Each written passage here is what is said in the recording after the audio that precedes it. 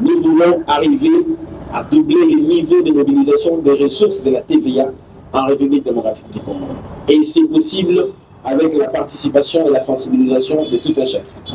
Et donc, dans les semaines qui vont suivre, tout Congolais consommateur qui va se pointer dans un supermarché, qui va acheter un bien dans cet établissement, a la possibilité de télécharger une application en ligne pour vérifier si cette facture est normalisée, afin de s'assurer que la TVA que vous avez payée a été bel et bien encaissée par le Trésor public de manière instantanée, enregistrée, pour que la fraude puisse cesser. Le gouvernement ne peut que mobiliser les ressources pour financer les priorités que nous avons en matière de développement économique et social. Et pour ce faire, nous avons besoin de l'accompagnement de tout un chacun. Je crois que le gouvernement a démontré une grande participation, une grande patience, et qu'à ce jour, plusieurs opérateurs économiques émettent déjà des factures normalisées, des entreprises citoyennes et responsables existent, c'est conforme à la loi, mais dans ce nombre d'entreprises qui opèrent en République démocratique du Congo, il y a les entreprises citoyennes, il y a d'autres qui refusent de comprendre que l'heure de la fraude à la TVA est révolue.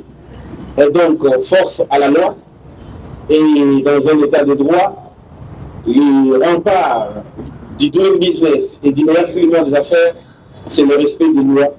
des règlements de la République et la conformité aux normes qui sont édictées par l'État et ses institutions. Nos encouragements à toutes les équipes de la Direction générale des impôts qui assurent au niveau opérationnel la réforme,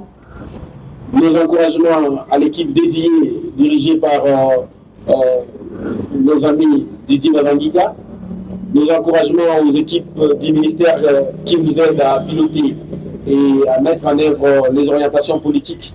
et la coordination stratégique de cette réforme. Et donc, s'il y a un message en définitif à lancer à tous les opérateurs économiques, nous connaissons à ce jour le niveau des écarts de tout un chacun. Et donc, ne soyez pas surpris demain si les relances vont être réalisées, si des mises en demeure vont être annoncées, si des saisies vont être opérées,